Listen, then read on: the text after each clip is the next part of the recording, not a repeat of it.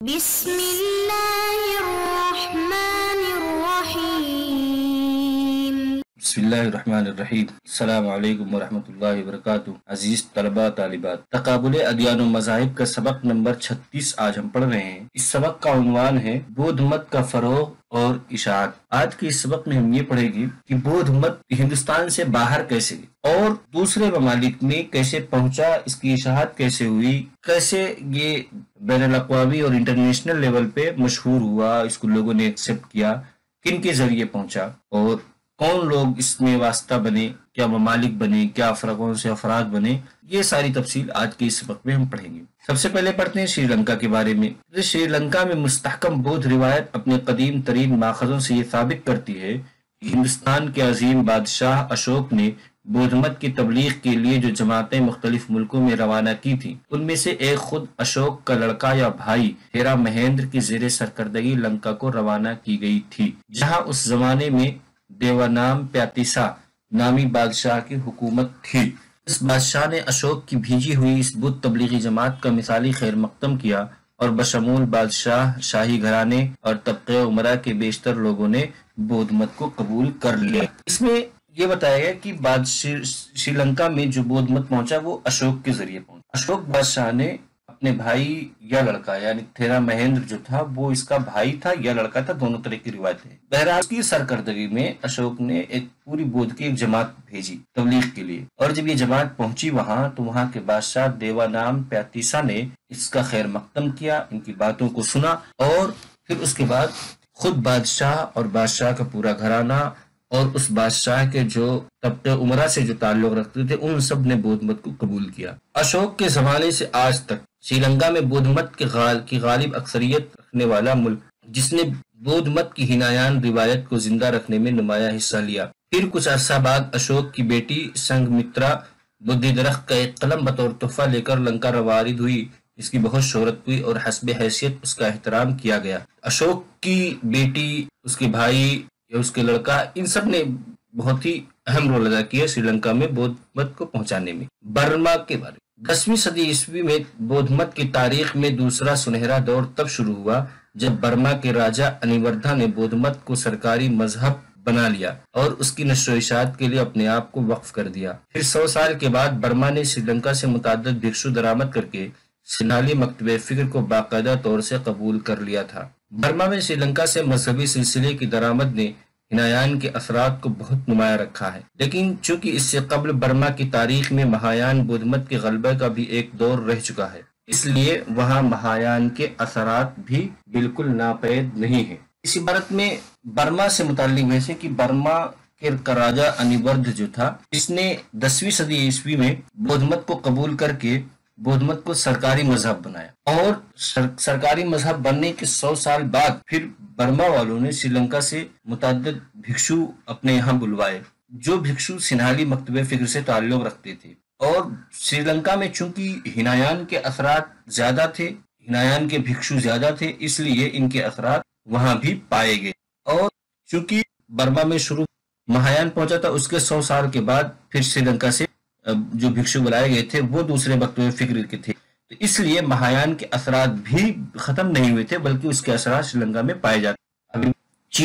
چین میں بودھ مت کے داخلے کا آغاز در حقیقت چینی ترکستان کے بودھ مذہب ماننے والے قبائل کے ذریعے ہی ہوا۔ چین کی ہان سلطنت ہن خانہ بدوشوں کو اپنے قبضے میں لی، اس وقت تک اس میں اکثر بودھ مت کو قبول کر چکے تھے۔ ہن خانہ بدوشوں کو 10 فٹ اونچا سونے کا مجسمہ ملا، اور اس مجسمے کو چین کی سلطنت نے اپنی رواداری کے سبب بدھ مندر میں رکھوا دیا۔ 20ویں صدی کے بالکل ابتدائی برسوں میں شہنشاہ ہیساونگ ٹی نے بودھ مذہب کے بارے میں صحیح معلومات حاصل کرنے کے لیے ایک سفارت ہندوستان بھیجی، جس نے نہ صرف یہ کہ بودھ مذہب کی کئی مقدس کتابیں اور ایک بودھ مجسمے کی نقل حاصل کی، بلکہ 2 بدھ بھکشوؤں کو اپنے ساتھ چین جانے پر راضی کر لیا۔ اس پوری عبارت میں بتایا گیا کہ چین میں بودھ مت 2 طرح سے داخل ہوا، ایک تو ترکستان کے واسطے سے داخل ہوا، اور دوسرا یہ کہ ہن جو خانہ بدوش تھے جب ان پر انہوں نے قبضہ کیا، ان کو اپنے قبضے میں کنٹرول پہ لیا چین کی سلطنت نے، تو چونکہ ہن خانہ بدوشوں کی اکثریت بودھ مت قبول کر چکی تھی، تو اس طریقے سے یعنی ہن خانہ بدوشوں کے ذریعے سے چین میں بودھ مت پھیلا، اور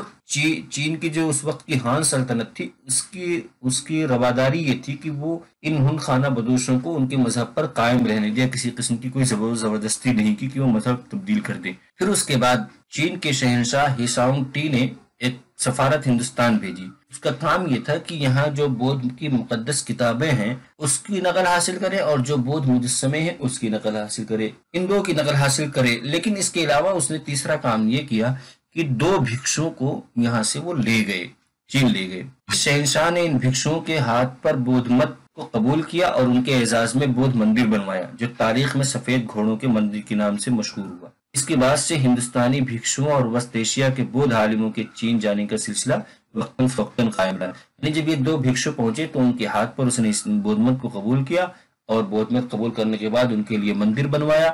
پھر اس کے بعد یعنی جب وہ شہنشاہ بودھ مت کو قبول کر چکا تب چین اور ہندوستان میں بھکشوؤں کا آنا جانا عام ہو گیا، یہاں تک کہ بودھ مذہب کا علمی سرمایہ وافر مقدار میں چینی زبان میں تراجم کے ذریعے منتقل کر دیا گیا۔ اس سلسلے میں چینی سیاحوں فاہیان، ہیونگسانگ اور آئسنگ کی خدمات ایک مستقل حیثیت رکھتی ہے۔ یعنی ان سیاحوں جو ہندوستان میں آئے ان کا بڑا کردار رہا بودھ مت کو چین میں متعارف کرانے کے لیے۔ کوریا 4 صدی عیسوی کے اواخر میں چین سے بودھ مذہب کوریا میں پہنچا اور چینی تمدن کے دوسرے پہلوؤں کے ساتھ کوریا کے ترقی پسند حلقوں میں اپنے قدم جمانے لگا۔ وقت گزرنے کے ساتھ ساتھ کوریا میں بودھ مت ایک عوامی مذہب بن گیا۔ بودھ مت کی تاریخ میں کوریا کی اہمیت ایک بودھ ملک ہونے کے علاوہ صرف اس درمیانی واسطے کی حیثیت سے ہے جس کے ذریعے بودھ مت چین سے جاپان کو منتقل ہو سکا۔ یعنی چین کے ذریعے کوریا میں بودھ مذہب پہنچا اور دھیرے دھیرے اس نے اقتدار پسند لوگوں کے علاوہ عوامی حلقوں میں بھی اپنے آپ کو متعارف کرایا اور لوگ بودھ مت کو قبول کرنے لگے۔ کوریا کی خاصیت یہ ہے کہ وہ ایک بدھی ملک تو بن گیا لیکن اس کے علاوہ بڑی خاصیت یہ کہ اس نے بودھ مت کو جاپان میں بھی متعارف کرایا۔ جاپان میں کیسے داخل ہوا؟ جاپان نے بھی بودھ مت کو چینی ماخذ سے کوریا کے توسط سے حاصل کیا، لیکن بعد کی تاریخ میں مقامی طور پر بودھ فکر کی ترقی اور خاص طور سے بودھ مت کے تمدنی اور تہذیبی ذخیرے سے فائدہ اٹھانے میں اس نے ایک منفرد مقام حاصل کیا۔ جاپان میں بودھ مت کا تعارف کوریا سے تقریباً 200 سال بعد 552 سے 575 عیسوی کے درمیان ہوا، لیکن ابتدا سے ہی جاپانیوں نے چینی ماخذ پر مکمل طور سے منحصر ہونے کو اپنے لیے عار سمجھا اور جو کچھ بودھ تعلیمات تراجم کے ذریعے ان کو میسر آ گئیں ان پر غور و خوض اور اپنی تشریحات لکھنے کا سلسلہ شروع کر دیا۔ اس کا مطلب یہ کہ جاپانی اگرچہ کوریا کے ذریعے سے چینی ماخذ کو حاصل کیا تھا اور بودھ مت کو سمجھا تھا، لیکن جو چینی ماخذ تھے اس پر مکمل انحصار نہیں کیا بلکہ جو بودھ تعلیمات کے اوریجنل سورس تھے ان کے جو تراجم تھے ان کو پڑھ کر کے انہوں نے پھر بودھ کی تشریح کی، بودھ تعلیمات کی خود سے تشریح کی اور اس تشریحات پر عمل کیا۔ اس کے ذریعے انہوں نے جاپان میں بودھ مت کو پھیلایا۔ تبت کے بادشاہ سرون تفسان سگام پو نے چین اور نیپال کے شاہی خادمادوں سے ازدواجی رشتہ قائم کیا۔ اس کی ان 2 بیگمات نے تبت میں بودھ مت کی اشاعت کی طرف آمادہ کی۔ 8ویں صدی عیسوی کے اختتام پر تبت کے بودھ بادشاہ نے ہندوستان سے تانترک بودھ مت کے مشہور عالم پدم سمبھاوا کو بلوایا تاکہ وہ بودھ مذہب کے پیشواؤں سے روحانی طاقت کے عجیب و غریب مظاہروں، جھاڑ پھونک اور ڈرامائی کیفیات کے میدان میں برابر کا مقابلہ کر سکے۔ اپنی نشو و نما کے مختلف مراحل سے گزرنے کے بعد جو تبتی بودھ مت 16ویں صدی کے اواخر میں لامائیت کی شکل میں مستحکم ہوا تھا وہ تانترک بودھ مت کی ہی ایک شکل ہے۔ اس پوری عبارت کا مطلب ہے کہ تبت کا جو بادشاہ سرون تفسان تھا اس نے جب چین اور نیپال میں اپنا رشتہ قائم کیا یعنی ان کی بیٹیوں سے شادی کی تو اس کی ان 2 بیگمات نے اس کو اس بات پہ آمادہ کیا کہ وہ بودھ مت کو تبت میں بھی پھیلائے۔ اس کے لیے اس نے کیا کہ بودھ مذہب جو وہاں جھاڑ پھونک میں لگا ہوا تھا اور روحانی طاقت کے عجیب و غریب مظاہرے کرتا تھا، اس کا مقابلہ کرنے کے لیے اس نے ہندوستان سے جو بودھ تانترک فرقہ ہے اس فرقے کے عالم پدم سمبھاوا کو بلوایا اور پدم سمبھاوا نے بودھ مذہب کے پیشواؤں سے مقابلہ کیا۔ آج کے اس سبق میں ہم نے خاص ممالک کے بارے میں پڑھا جہاں بودھ مت پہنچا اور آج بھی اس کے بودھ مت ہے۔ وہ ہے سری لنکا، برما، چین، کوریا، جاپان،